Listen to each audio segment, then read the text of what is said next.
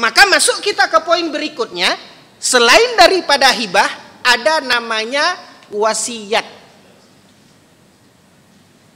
Dalam wasiat ini Pak, apa kata Nabi SAW? La wasiyata liwarithin.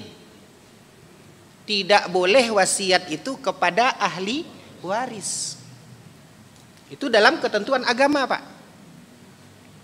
Tapi kalau Bapak pergi ke kepada hukum notaris misalnya, notaris akan tetap membuatkan itu. Padahal di dalam agama kita la wasiyata liwarithin.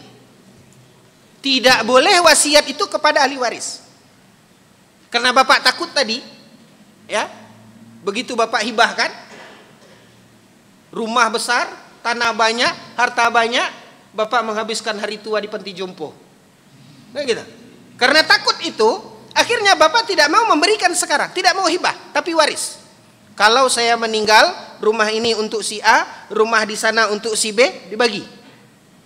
Ketika si A, si B ini adalah anak-anak Bapak yang tadi, yang mereka itu adalah ahli waris, tak sah dalam agama kita wasiatnya. La wasiyata liwarithin. Yang namanya wasiat, Bapak dan Ibu yang dimuliakan oleh Allah, itu tidak boleh kepada ahli waris. Kecuali Bapak misalnya, kalau saya meninggal dunia, ya, kalau saya meninggal dunia, itu kebun karet yang di sana yang 5 hektar, ya, itu wakafkan ke yayasan ini.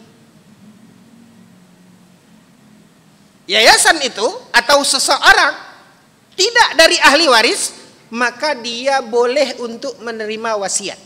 Tapi tunggu dulu. Harta Bapak apa saja?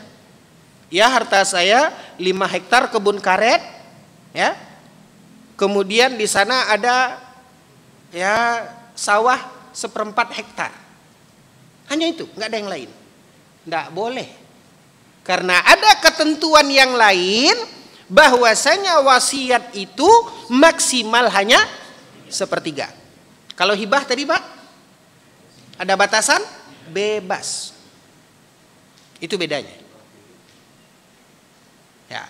Tapi kalau yang namanya wasiat, penyerahan hak, kalau terkait meninggal dunia, maka itu wasiat.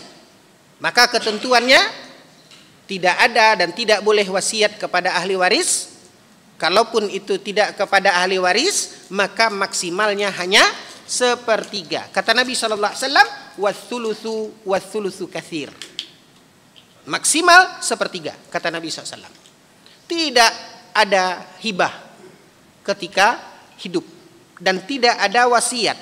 Atau dia wasiatkan 1/3 dari hartanya, maka tinggallah 2/3 hartanya, maka harta yang ditinggalkan itulah yang menjadi harta warisan atau yang disebut dengan objek waris.